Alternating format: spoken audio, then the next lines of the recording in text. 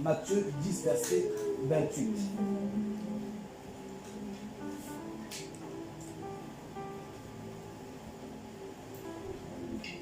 Pourquoi nous devons craindre Dieu?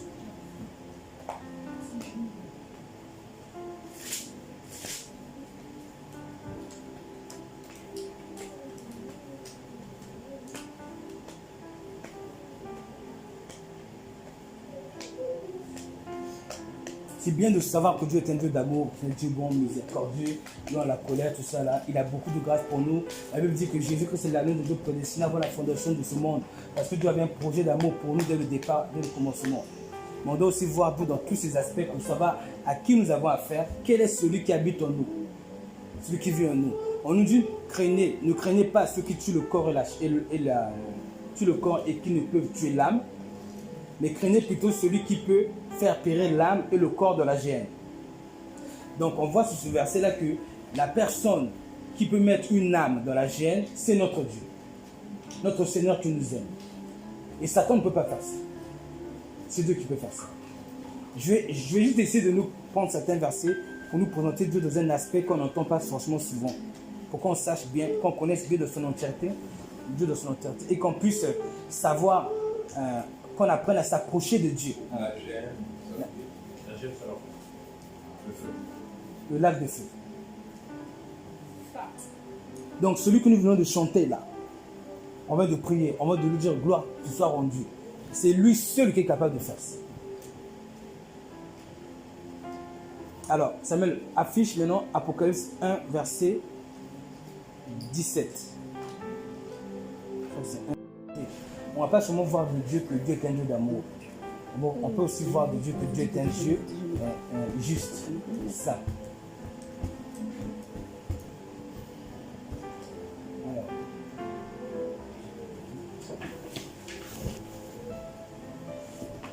En fait, le message que je partageais, c'est pourquoi est-ce qu'il faut que nous craignions, pour quelles raisons nous devons craindre Dieu. Alors, il dit, quand je tomba, quand je le vis, je tombais à ses pieds, comme mort. Il posa sa main sur moi, il posa sur moi sa main droite en disant, ne crains point, je suis le premier et le dernier et le vivant. J'étais mort et voici, je suis vivant au siècle des siècles. Je tiens les clés de la mort et du séjour des morts. Donc, qu'est-ce qu'il y a dans sa main? La clé de la mort et du séjour des morts, c'est notre Dieu. Satan ne peut pas nous mettre dans la mort. C'est Dieu qui a la clé. Et ces choses sont importantes à savoir pour savoir quelle est la personne que nous chantons, que nous louons, que nous prions. Qui est Jacques 11, Jacques 4, verset 11. Je vais juste nous présenter des versets bibliques pour qu'on le connaisse. Qu'on connaisse notre Dieu. Le but, c'est de connaître notre Dieu et de nous souvenir de ce qui est notre Dieu à chaque instant que nous marchons.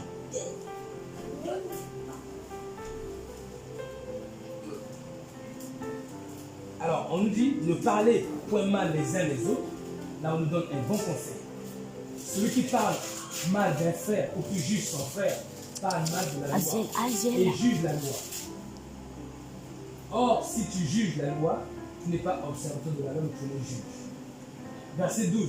Un seul est législateur et juge, c'est celui qui peut sauver et perdre.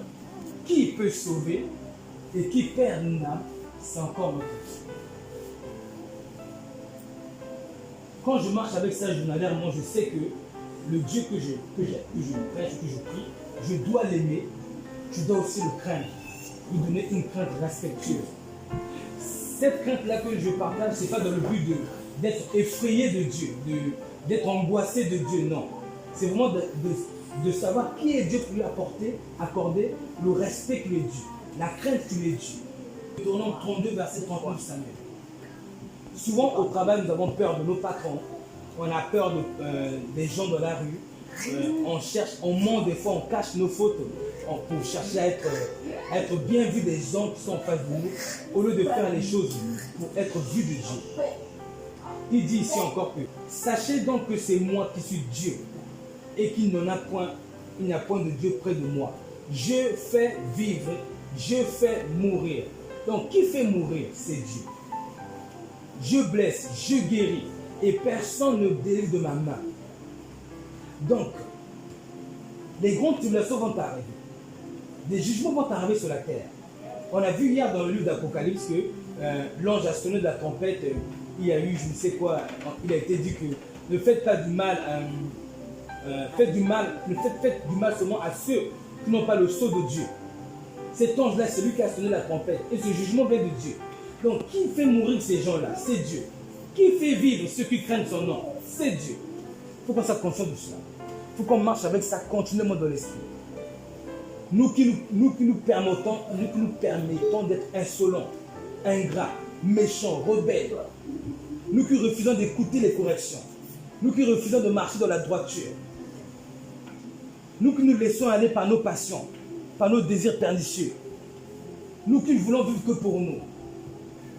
Nous avons en face de nous la personne que nous venons de chanter. C'est lui qui peut faire vivre, c'est lui qui fait mourir. Celui qui a fait mourir Satan en sortant, en retirant sa présence de Satan, de sorte que Satan qui était Lucifer ressemble à ce qu'il est aujourd'hui. C'est qui? C'est Dieu. Ce que Satan aujourd'hui est seulement l'expression du retrait de la présence de Dieu loin de Satan. Ça produit ce que Satan aujourd'hui, les ténèbres, le mal.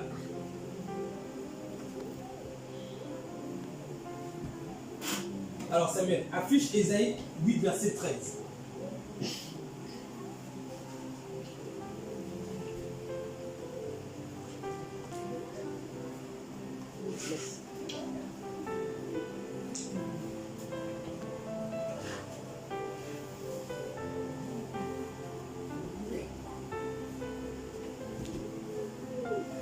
C'est l'Éternel des armées que vous devez sanctifier.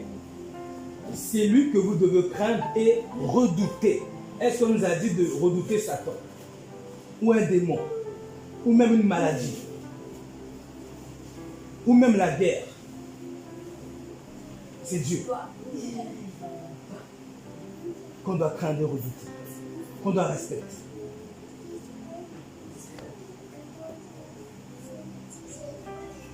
Alors, ça met toujours affiché Proverbe 10, 29.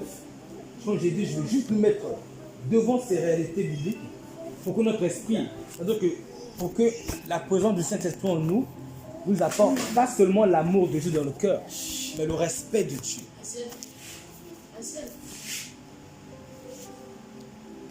Donc on nous dit ici que la voie de l'Éternel est un rempart pour l'intégrité, mais elle est une ruine pour ceux qui font le mal.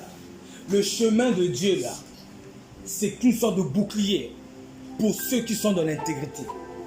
Mais si nous faisons du mal, c'est une ruine pour nous. Ça va nous faire du mal. Ça va nous blesser de nous approcher de Dieu. Si on s'amuse à faire le mal. Et je précise que faire le mal, c'est faire le mal ce qui est mal devant Dieu, devant la parole. Donc s'approcher de Dieu, c'est veiller à ne pas faire du mal. Faire le mal, de peur que Dieu lui-même soit pour nous une ruine. C'est ce que ça veut dire. C'est vraiment ça, s'approcher de Dieu. Nous devons connaître cet aspect de Dieu. On va voir l'exemple tout de suite. On va prendre un autre verset avant de voir l'exemple. Affiche Samuel, le livre de Thessaloniciens, chapitre. Non, affiche 2 Timothée 2, 19.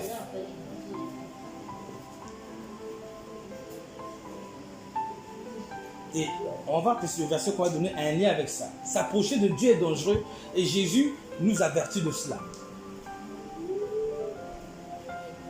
S'approcher de Dieu sans veiller sur nos voies, c'est très dangereux. C'est bon comme ça. On dit le solide fondement de Dieu reste debout. Ses paroles lui servent de sceau. Le Seigneur connaît ceux qui lui appartiennent. Et quiconque prononce le nom du Seigneur, qu'il s'éloigne de l'iniquité.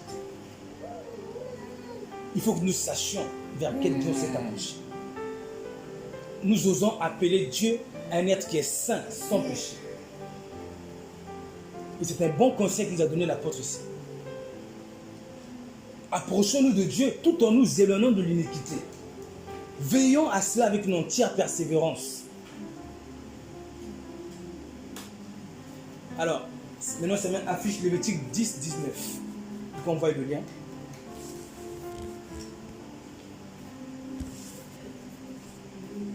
Dans la Bible, il y a un être qui est appelé terrible. Ce n'est pas Satan, c'est Dieu. C'est marqué ce Dieu fort, terrible, terrible. On a bien dit le mot terrible. Bon, nous disons que l'enfer est terrible, n'est-ce pas, non? L'enfer est terrible. Mais la Bible n'a pas appelé l'enfer terrible. C'est Dieu que la Bible appelle terrible. Rendons-nous bien compte. C'est pas Satan qui est appelé terrible.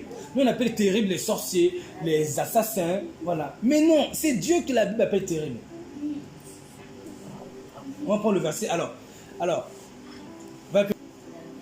c'est à partir du verset 9, Samuel. Verset 9.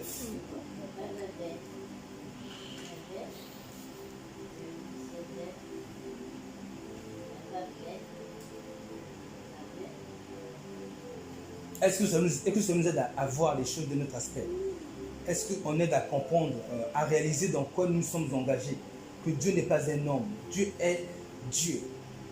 On dit que Dieu dit à Aaron, tu ne boiras ni vin, regardez, ni boisson enivrante, toi et tes fils avec toi, lorsque vous entrerez où? Dans la tente d'assignation, de peur que vous ne mouriez. Là, c'était le tabernacle. Quand vous rentrez ici, là où il y a la présence de Dieu, fais attention à ce que tu vas boire de peur que vous ne mouriez. Mais aujourd'hui, nous sommes rentrés, non pas dans cette tente d'assignation-là, nous sommes rentrés dans le Saint des Saints de la Bible. Nous sommes devenus le temple du Saint-Esprit. Donc de peur que nous mourions, c'est-à-dire que nous soyons séparés de Dieu. C'est-à-dire que dans notre cas, ce n'est pas la mort physique, c'est la mort spirituelle. Que nous soyons séparés de Dieu, évitons de faire ces choses en présence de Dieu. Voilà comment Dieu dit, faites attention à comment vous vous approchez de moi. Toujours pour nous montrer qu'il est important de veiller sur nos voies quand nous nous approchons de Dieu. Dieu est un Dieu bon, Dieu est un Dieu compatissant, oui, mais Dieu est aussi saint. Dieu est aussi à redouter. Alors, les fils d'Aaron, Nadab et Ahu prirent chacun un brasier, ils mirent du feu et posèrent du parfum dessus. Ils apportèrent devant l'Éternel du feu étranger, ce qui ne leur avait point été ordonné. Alors le feu sortit de devant l'Éternel et les consuma, ils mourirent devant l'Éternel. On dit que Dieu est le même hier, aujourd'hui, éternellement, n'est-ce pas? Alors, verset 3, ça met affiche.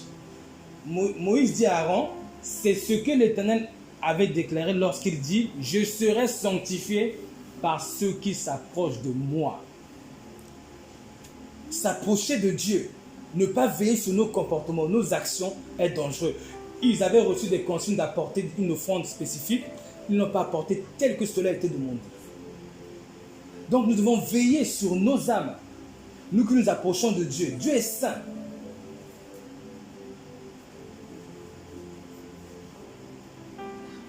Alors je continue.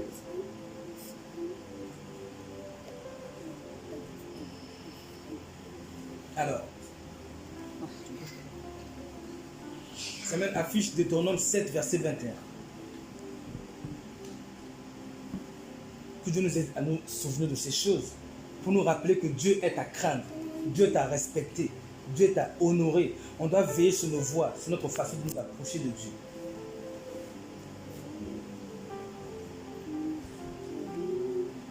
Deutéronome 7, 21.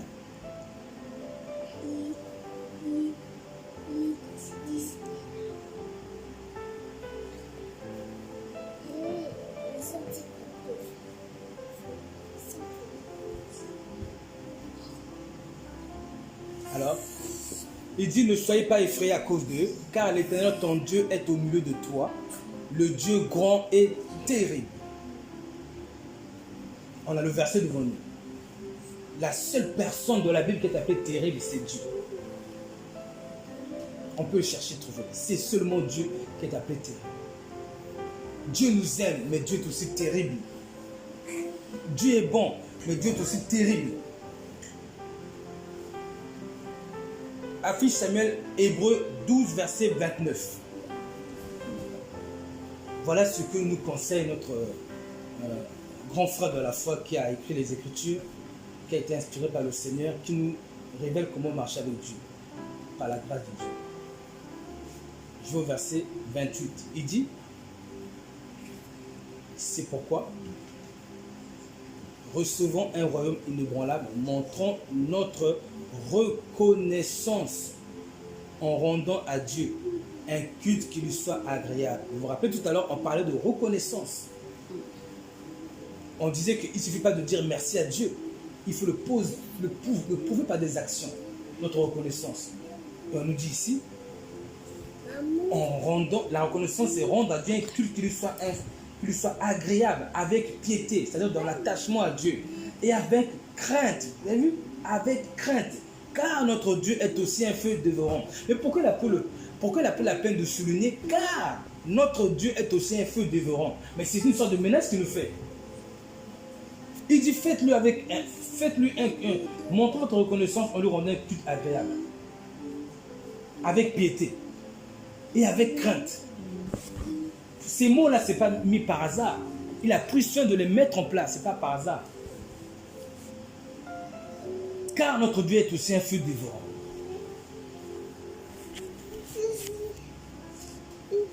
Donc quand je prie le Seigneur, je sais que je me suis approché d'un feu dévorant.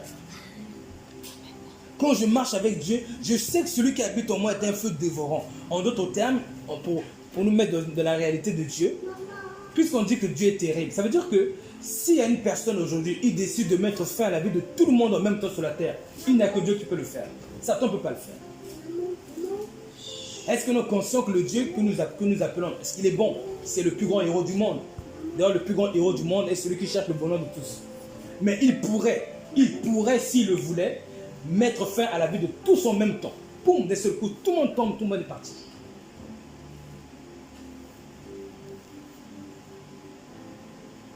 Alors Samuel, affiche maintenant Lévitique 26, verset 16.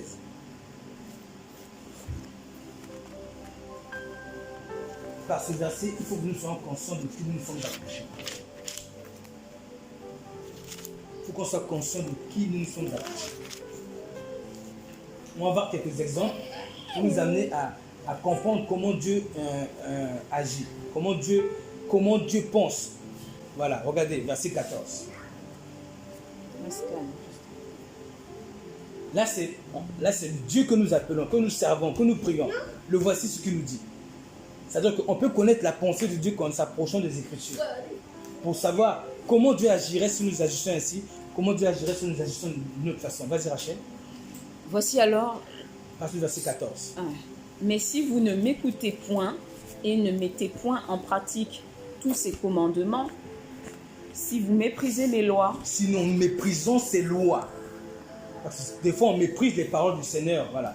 Du coup on ne les met pas en pratique, on met en pratique ce qui nous intéresse. Vas-y. Et si votre âme a en horreur mes ordonnances... Vous avez vu? Si notre âme a en horreur ces ordonnances, je rappelle que nous tous ici, là, notre âme a en horreur les ordonnances de Dieu quand on se convertit. Mais plus on avance avec Dieu, Dieu est là pour retirer ce côté de notre âme qui a horreur des ordonnances, pour le remplacer en l'amour des ordonnances. Vas-y, continue. Si votre âme a en horreur mes ordonnances, en sorte que vous ne pratiquiez point tous mes commandements et que vous rompiez mon alliance, voici alors ce que je vous ferai. J'enverrai sur vous la terreur, la consomption et la fièvre. Je nous rappelle que notre Dieu dit qu'il est terrible. Ce n'était pas que des mots. Vas-y. Qui rendront vos yeux languissants et votre âme souffrante. Et vous sèmerez en vain vos semences, vos ennemis les dévoreront. Alors attends, la Bible dit que Dieu a pour nous un projet de paix, de bonheur, et non de mal, avec de l'amour, de l'espérance. Ça c'est le projet de Dieu pour nous.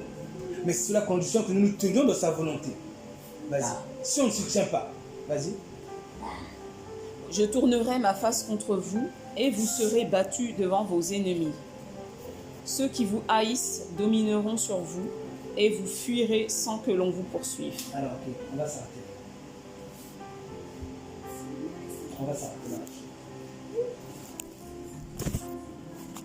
On va encore comprendre un autre aspect de Dieu de le même sens. Alors Samuel, affiche le texte de Genèse 15, 16, s'il vous plaît. C'est-à-dire que le tout, c'est pas de savoir seulement que Dieu est amour. C'est pas complet. Je prends un exemple. Papa Émeric a des enfants. Les enfants savent que papa Émeric est un homme d'amour. Il est bon. Il est compatissant. Il prendra tout soin de ses enfants. Les enfants rebelles, ils vont faire comme ça. Oh, papa est amour, je peux aller voler, il ne fera rien. Papa est amour, je peux même manquer de respect à maman, papa ne me dira jamais rien. Vous voyez ce qui se passe si l'enfant ne croit que papa n'est que amour. L'enfant doit savoir que papa aussi a des règles. Papa aussi a des principes. Mais si l'enfant sait que, si je parle même à maman, papa va venir me crier. L'enfant va faire quoi? Il va faire attention à ses voix. Mais si je laisse croire à l'enfant que papa n'est que amour, l'enfant là, quand il sera tenté de manquer de respect à maman, s'il a l'âge de 18 ans, il va craindre un papa? Non. Oh, papa fera rien de toute façon, je peux manquer de respect à maman, papa fera rien. Vous avez vu? Donc, il est important de connaître l'aspect du Dieu d'amour et aussi l'aspect du Dieu terrible, du Dieu juste, du Dieu saint. C'est absolument important. Le christianisme aujourd'hui est totalement dans la déroute parce qu'on a présenté aux gens que le Dieu d'amour. C'est tout. C'est tout. Mais quelqu'un m'avait dit un jour, mais Rodez, il est mort pour moi à la croix. Il est mort pour mes péchés. Comment peux-tu me mettre en enfer? C'est pas possible. Il ne peut pas me mettre en enfer. C'est lui qui est mort pour mes péchés. C'est incomplet. Il n'a qu'un aspect de l'évangile. Il lui manque l'autre aspect. Comprendre que Dieu est un Dieu juge qui rend à chacun selon ses œuvres. Et c'est cet aspect que nous sommes en train de rajouter dans nos cœurs. Alors, va un peu plus haut, Samuel. Alors, Rachel, vas-y. Verset 13. Verset 13, vas-y. Et l'Éternel dit à Abraham, sache que tes descendants seront étrangers dans un pays qui ne sera point à eux. Ils y seront asservis et on les opprimera pendant 400 ans. 400 ans, on va les opprimer. Maintenant, regardez. Donc, ceux qui vont les opprimer vont pécher contre Dieu. Vas-y. Mais je jugerai la nation à laquelle ils seront asservis. Attendez. Donc, nous comprenons le jugement de Dieu envers une nation. Nous comprenons que comment Dieu juge une nation, c'est comment Dieu juge un homme. Un homme pêche, Dieu le juge. Une nation pêche, Dieu la juge. Donc, sur le jugement que Dieu manifeste envers la nation, puisque la nation, c'est l'ensemble des hommes, nous comprenons que Dieu agit de la même manière envers un homme. Donc maintenant, regardez. Vas-y. Maintenant, moi, je veux prendre ça comme si c'était moi. Vas-y. Mais je jugerai la nation. Rodez, vas-y. Rodez, c'est Rodez qui a persécuté, par exemple, Léa pendant 400 ans. Vas-y. Mais je jugerai la nation à laquelle ils seront asservis et ils sortiront ensuite avec de grandes richesses. Toi, tu iras en paix vers tes pères. Tu seras enterré après une heureuse vieillesse. À la 4e génération, ils reviendront ici, car l'iniquité des Amoréens n'est pas encore à son comble. C'est ça. Donc, les Amoréens, c'est la terre où Israël était censé arriver. Arriver pour occuper. Dieu allait les détruire, les chasser de la terre. Mais Dieu dit leur iniquité n'est pas encore arrivée à son comble. Donc, ils ne viendront de cette terre-là qu'à la 4e génération. Quand l'iniquité des Amoréens sera arrivée à son comble, Dieu va maintenant les juger. Donc Dieu juge une nation, non les Amoréens, que quand l'iniquité de la personne arrive à son comble, je ne peux plus le supporter. Donc c'est mon cas.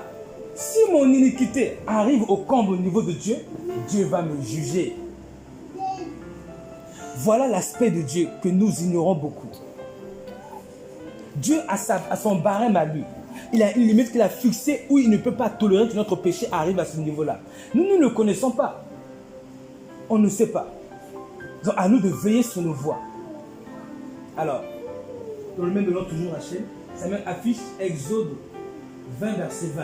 Ça, c'est pour nous encourager à ne pas pécher devant Dieu, à veiller sur nos voies, à respecter la présence de Dieu. Exode 20, verset 20.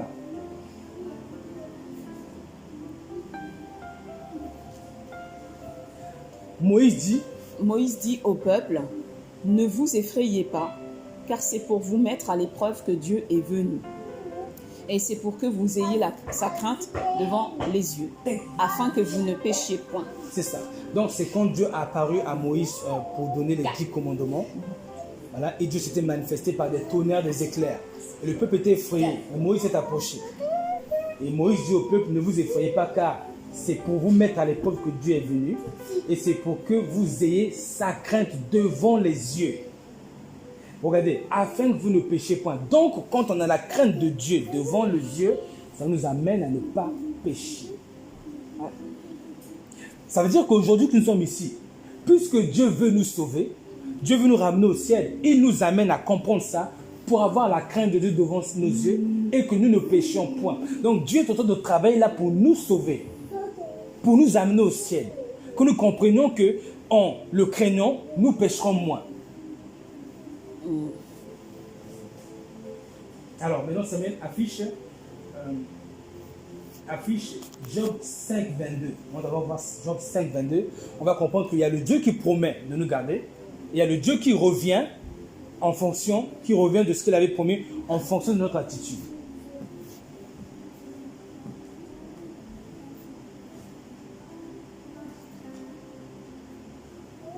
Alors, va juste un peu plus haut, Samuel, pour qu'on voit ce qu'il y a dessus. Voilà, c'est bon. Regardez ce que Dieu dit. Dieu est en train de dire, tu seras à l'abri du fléau de la langue. Tu seras sans crainte quand viendra la dévastation. On est d'accord que la dévastation arrive bientôt. La Bible dit, si tu seras sans crainte devant la dévastation, tu riras de la dévastation comme de la famine. La famine va arriver, nous on va rire, tant que nous craignons Dieu. Et tu n'auras pas à redouter les bêtes de la terre. Vous voyez? Donc voilà comment Dieu certifie de nous garder pendant la dévastation. Mais, maintenant, affiche Samuel, Jérémie 18, 17. Donc, tout ça, c'est pour nous encourager à veiller sur nos voix, nos langages, nos attitudes, notre façon de parler à notre prochain, par respect pour la présence de Dieu, avoir un comportement correct, être des gens respectueux, être le plus tempérant possible, le plus sage, le plus droit possible, par respect pour la présence de Dieu qui est au milieu de nous tous les jours quand nous marchons dans la rue, quand nous travaillons. Je lis le verset 15. Partie du verset 15. Cependant, mon peuple m'a oublié. Il offre de l'encens à des idoles. Il a été conduit à chanceler dans ses voies, à quitter les anciens sentiers pour suivre des sentiers. Des chemins non frayés, ils ont fait de leur pays un objet de désolation, d'éternelle moquerie. Tous ceux qui y passent sont stupéfaits et secouent la tête. Pareil au vent d'Orient, je les disperserai devant leurs ennemis. Je leur tournerai le dos, je ne les regarderai pas au jour de la détresse. Au jour de la détresse. Dieu qui a dit tout à l'heure que je vous rirai pendant la dévastation, dit encore maintenant ici à cause de leur voix, au jour de la détresse, il ne nous regardera pas. Donc, voyons vraiment à côté vers quel Dieu nous sommes approchés. Soyons vraiment pleinement conscients. Tout ça, c'est pour réveiller notre conscience, nous amener à être consciencieux de ce qui va arriver, de ce qui va arriver demain, de savoir, vraiment, nous positionnons-nous dans un domaine où la crainte de Dieu nous soutient, qui nous empêche de pécher contre Dieu, de sorte que la grâce de Dieu nous protège pendant les dévastations, que Dieu nous garde. De peur que pendant les dévastations, pendant les détresses, Dieu ne nous garde pas. Affiche Samuel maintenant, Proverbe 1, verset 14.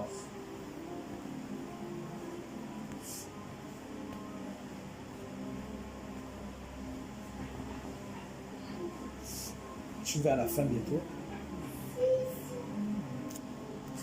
Alors,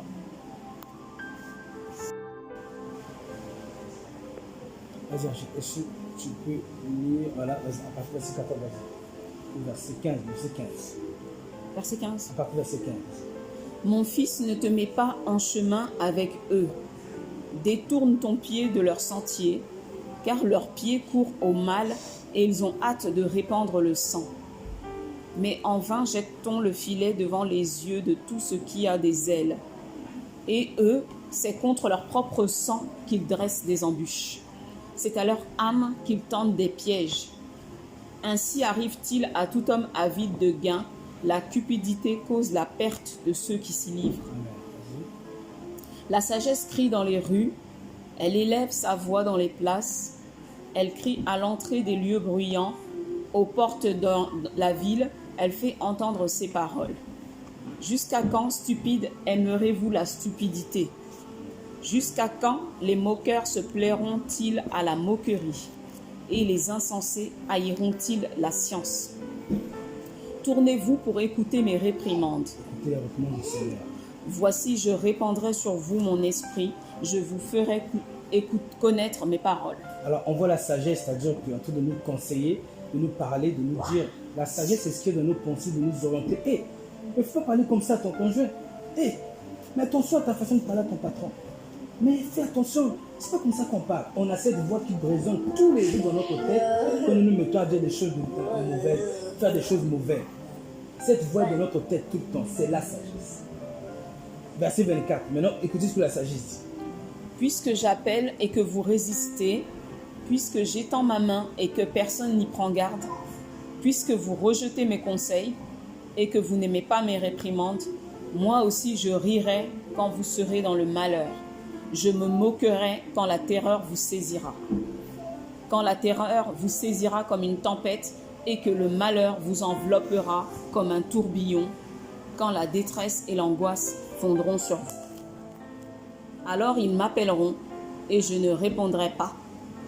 Ils me chercheront et ils ne me trouveront pas, parce qu'ils ont haï la science et qu'ils n'ont pas choisi la crainte de l'Éternel. Parce qu'ils n'ont pas choisi la crainte de l'Éternel. Vas-y, continue, Rachel. Parce qu'ils n'ont point aimé mes conseils et qu'ils ont dédaigné toutes mes réprimandes. Ils se nourriront du fruit de leur voix. Ce qu'un homme aura semé, il le moissonnera aussi. Vas-y. Et ils se rassasieront de leurs propres conseils. Car la résistance des stupides les tue et la sécurité des insensés les perd. Regardons comment est-ce que Dieu nous parle clairement. Donc c'est à nous de travailler pour écouter les conseils de la sagesse, lui qui nous oriente à nous écarter de tout ce que Dieu nous a rendu témoignage, que ces choses sont mal. C'est à nous de travailler, de prier le Seigneur qui nous donne une foi assez grande pour renoncer à ces choses. Et écouter les conseils de la sagesse, de peur que nous nous retrouvions, comme il a dit plus haut, parce qu'ils ont haï la crainte de l'Éternel. Je vais prendre encore 2-3 versets avant d'arrêter, pour que nous voyons un peu comment Dieu, que ce n'est pas de la blague. Alors, ça affiche le tout de Romains 1,26. C'est Romains 1,26. Romains 1,26. Eux qui ont changé la vérité de Dieu en mensonge, ils ont adoré, servi la créature au lieu du Créateur qui est donné éternellement. Verset 26. C'est pourquoi, il y a une conséquence, c'est pourquoi Dieu les a livrés à des passions infâmes. Car leurs femmes ont changé l'usage naturel en ce qui est contre nature. Et de même, les hommes abandonnant l'usage naturel de la femme se sont enflammés dans leurs désirs les uns les autres, commettant homme avec homme des choses en femmes, et recevant eux-mêmes le salaire que méritait leur égarement. 200 semaines. Regardez. Comme ils ne se sont pas souciés de connaître Dieu, Dieu les a livrés à leur sens reprouvé pour commettre des choses indignes. Dieu livre une personne qui ne s'intéresse pas à lui à ses sens reprouvés. Notre Dieu livre. Celui qui ne pêche pas, Dieu le garde pour ne pas pécher. Mais celui qui pratique le péché jusqu'au dernier jour où Jésus lui dit « Retire-toi de moi, toi qui commets l'iniquité ». Dieu l'a livré. Il s'est passé quelque chose entre lui et Dieu, une cassure. Toujours dans ce sens, affiche ça mène 2 Thessaloniciens 2, verset 11. 2 Thessaloniciens 2, verset 11.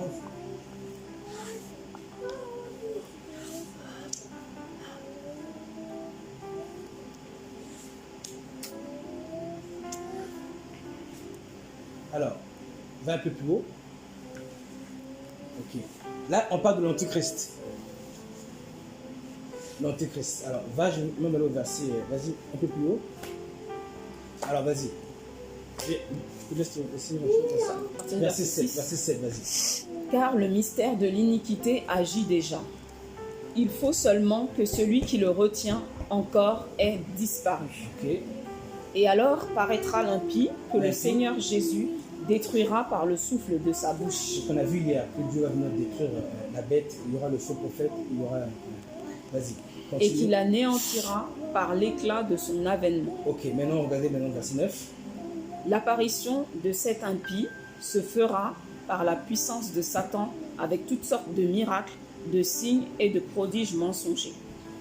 et avec toutes les séductions de l'iniquité Oui. pour ceux qui périssent, Pour ceux qui périssent, parce qu'ils n'ont pas reçu l'amour de la vérité pour être sauvés. parce qu'ils n'ont pas refusé d'être conseillés, d'être exhortés, d'être repris, d'être corrigés. Ils n'ont pas reçu l'amour de la vérité pour être sauvés. Ils ont refusé le salut de Dieu. On a conseillé, abandonne ton péché, abandonne ceci, fais ceci. Ils ont refusé. Maintenant, verset 11. Aussi, Dieu leur envoie une puissance d'égarement pour qu'ils croient au mensonge. C'est Dieu qui envoie l'antichrist dans ce monde. C'est Dieu qui retire sa main pour que le diable passe égarer ceux qui sont à lui. C'est Dieu qui fait ça. Verset 12. Afin que tous ceux qui n'ont pas cru à la vérité, mais qui ont pris plaisir à l'injustice, soient condamnés. Vous voyez? Mais Dieu veut que tous soient sauvés. Mais est-ce que les hommes veulent être sauvés? Si les hommes refusent d'être sauvés, celui qui envoie la puissance d'égarement, c'est qui? C'est Dieu lui-même. Il faut qu'on soit conscient que nous marchons avec Dieu, que si nous sommes têtus, nous sommes téméraires devant la volonté de Dieu, Dieu, au bout d'un moment, il nous résiste à notre péché. Il nous résiste, il nous pousse. Au bout d'un moment, quand le péché arrive à son comble, Dieu envoie lui-même la puissance d'égarement. Pour que dans cette puissance d'égarement-là, qu'on arrive dans un péché encore plus grand, qu'on se rende compte, mais je suis vraiment perdu, qu'on se repente. Mais la plupart ne se repentent pas forcément.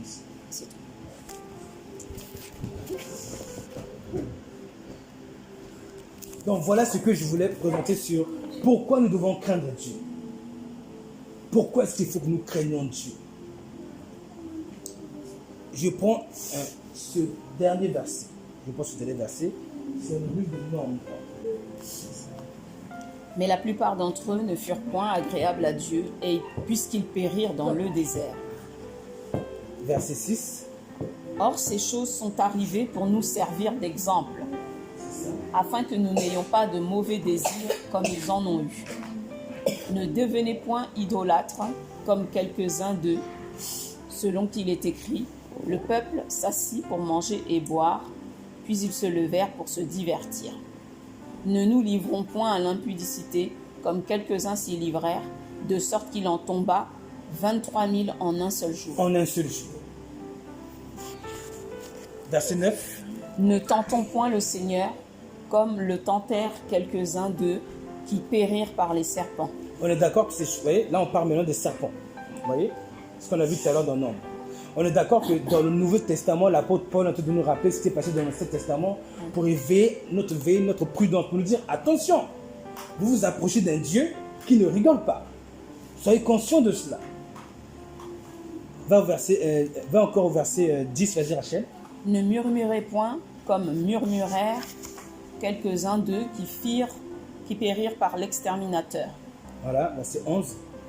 Car ces choses leur sont arrivées pour servir d'exemple, et elles ont été écrites pour notre instruction, C'est ça. à nous qui sommes parvenus à la fin des siècles. Vous avez vu? Car ces choses sont arrivées à eux pour servir d'exemple. Et ils ont été écrites dans la Bible, dans la Torah, dans le livre de Nombre, ici dans le Nouveau Testament, pour notre instruction, à nous qui sommes parvenus à la fin des siècles. C'est pour nous. C'est pour nous. Ainsi donc que celui qui croit être debout prenne garde de tomber. Repars encore Samuel au verset 5. Regarde le verset 5.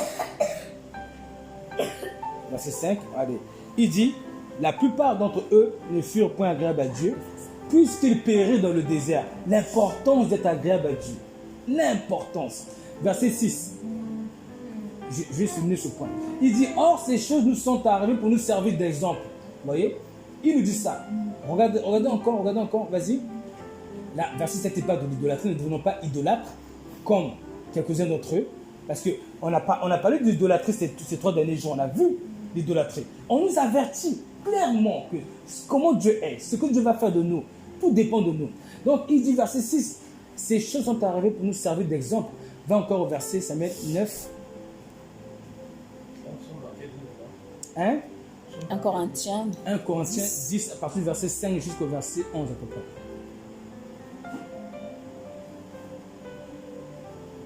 Donc, au verset 6, il dit, ces choses sont arrivées pour nous servir d'exemple.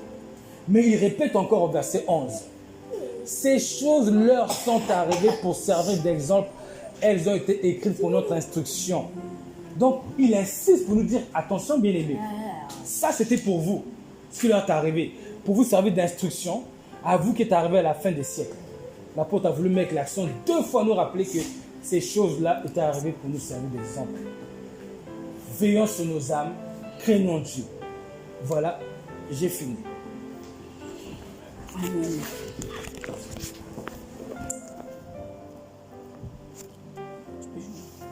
Bon, je vais juste rendre grâce rapidement avant qu'on arrête, pour que Dieu nous prête l'esprit de cette parole-là, que ça rentre en nous, que ça produise le fruit du Christ et que nous marchons permanemment dans la crainte de Dieu, dans la discipline, parce que Dieu est digne que nous l'aimions, parce qu'il est mort pour nous à la croix. Dieu est digne aussi que nous le craignons, parce qu'il est grand, il est fort, il est terrible. Je vais prier. Seigneur, nous te remercions, te rendons toute la gloire pour tout ce qui a été dit.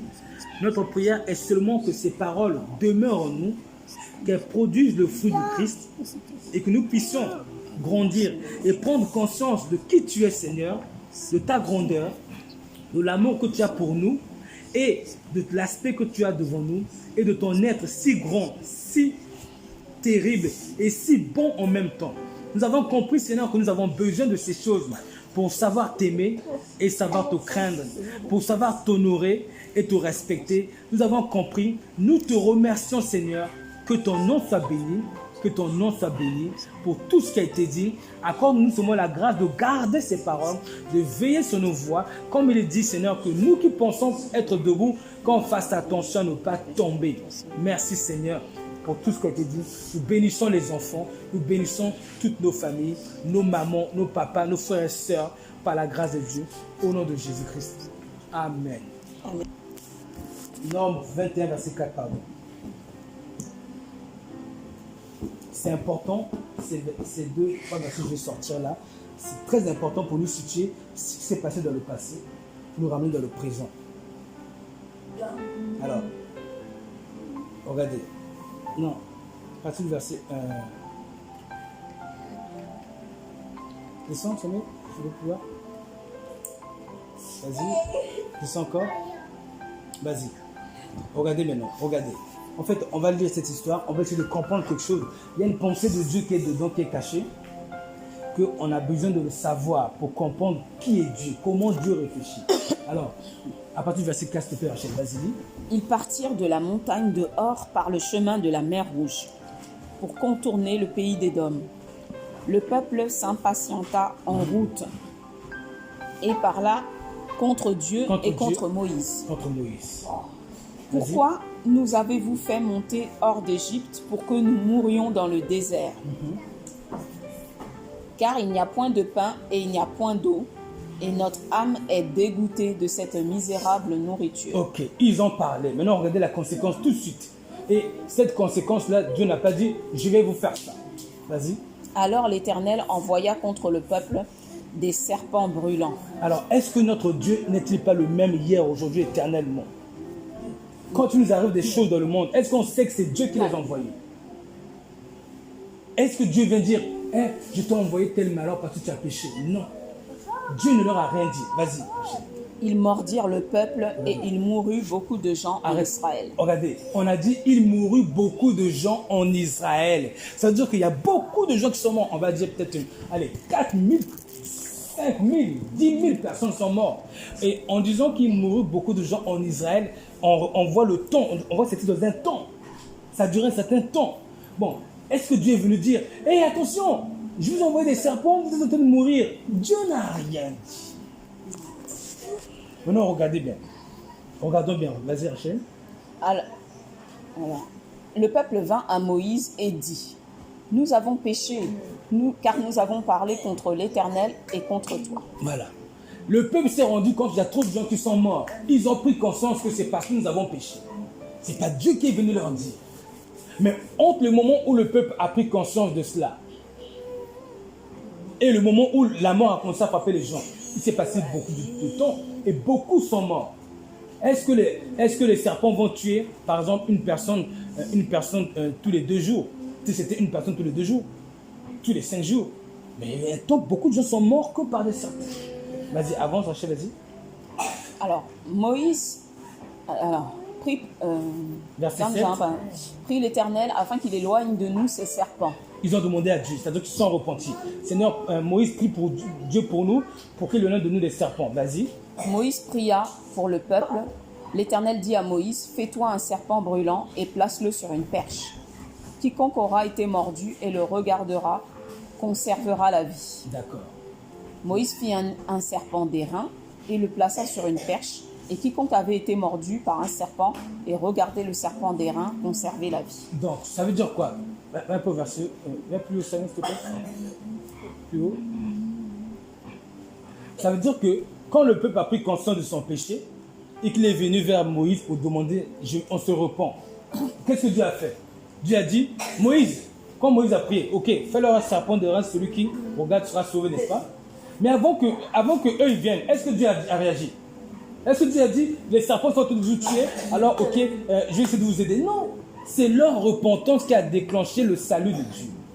Sans leur repentance, jamais Dieu sera venu. Regardez ce qui se passe derrière ça. Si nous on ne se repent pas, il peut nous arriver des choses. Dieu ne nous dit rien du tout. Donc, il faut qu'on soit vraiment conscient de ce caractère, de cet aspect du caractère de Dieu.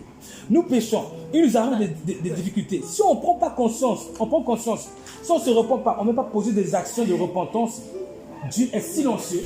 Des gens meurent, des gens meurent, des gens meurent, des gens meurent, des gens meurent, des gens meurent, des gens meurent, des gens meurent, des gens meurent. Et Dieu ne dit rien. Notre repentance est vraiment la clé. Sans leur repentance, Moïse n'aurait jamais fait le serpent d'airain. Dieu n'aurait jamais dit, ok, fais ci pour eux, pour qu'ils soient sauvés. Jamais. Soyons conscients de cet aspect de Dieu. Soyons vraiment conscients de cet aspect de Dieu. C'est pour ça que 1 Corinthiens, ça affiche 1 Corinthiens 10, verset 5.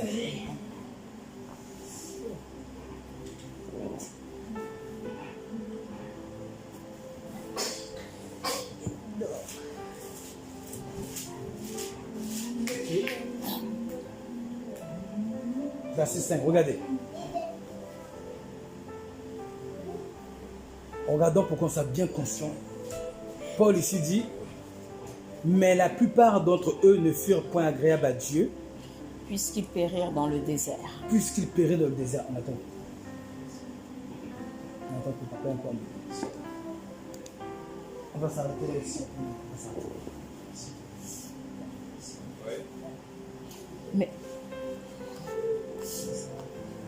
Mais la plupart d'entre eux ne furent point agréables à Dieu, et puisqu'ils périrent dans le désert. Verset 6. Or, ces choses sont arrivées pour nous servir d'exemple, afin que nous n'ayons pas de mauvais désirs comme ils en ont eu. Ne devenez point idolâtres, comme quelques-uns d'eux, selon qu'il est écrit, le peuple s'assit pour manger et boire, puis ils se levèrent pour se divertir. Ne nous livrons point à l'impudicité, comme quelques-uns s'y livrèrent, de sorte qu'il en tomba 23 000 en un seul jour. En un seul jour. Verset 9. Ne tentons point le Seigneur, comme le tentèrent quelques-uns d'eux, qui périrent par les serpents. On est d'accord que c'est... Vous voyez, là on parle maintenant des serpents. Vous voyez ce qu'on a vu tout à l'heure dans Nombre. On est d'accord que dans le Nouveau Testament, l'apôtre Paul est en train de nous rappeler ce qui est passé dans l'Ancien Testament pour éveiller notre prudence, pour nous dire attention, vous vous approchez d'un Dieu qui ne rigole pas. Soyez conscients de cela. Va encore au verset 10, vas-y Rachel. Ne murmurez point comme murmurèrent quelques-uns d'eux qui périrent par l'exterminateur. Voilà, verset 11. Car ces choses leur sont arrivées pour servir d'exemple, et elles ont été écrites pour notre instruction, C'est ça. à nous qui sommes parvenus à la fin des siècles. Vous avez vu? Car ces choses sont arrivées à eux pour servir d'exemple. Et ils ont été écrites dans la Bible, dans la Torah, dans le livre de Nombre, ici dans le Nouveau Testament, pour notre instruction, à nous qui sommes parvenus à la fin des siècles. C'est pour nous. C'est pour nous. Ainsi donc, celui qui croit être debout prenne garde de tomber. Repars encore Samuel au verset 5. Regarde le verset 5. Verset 5, allez. Il dit, la plupart d'entre eux ne furent point agréables à Dieu, puisqu'il périt dans le désert. L'importance d'être agréable à Dieu. L'importance. Verset 6. Je vais souligner ce point. Il dit, or ces choses nous sont arrivées pour nous servir d'exemple. Vous voyez? Il nous dit ça. Regardez encore, vas-y. Là, verset 7 n'est pas de l'idolâtrie, ne devenons pas idolâtres, comme quelques-uns d'entre eux. Parce qu'on a parlé de l'idolâtrie ces 3 derniers jours, on a vu l'idolâtrie. On nous avertit clairement que comment Dieu est, ce que Dieu va faire de nous, tout dépend de nous. Donc il dit, verset 6, ces choses sont arrivées pour nous servir d'exemple. Va encore au verset, ça met 9. 1 Corinthiens 10, à partir du verset 5 jusqu'au verset 11 à peu près.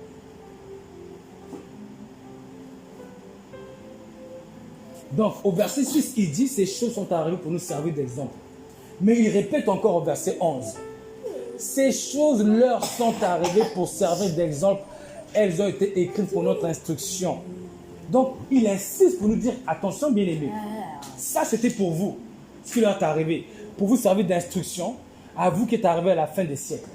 L'apôtre a voulu mettre l'accent 2 fois nous rappeler que ces choses-là étaient arrivées pour nous servir d'exemple. Veillons sur nos âmes, craignons Dieu. Voilà, j'ai fini. Amen.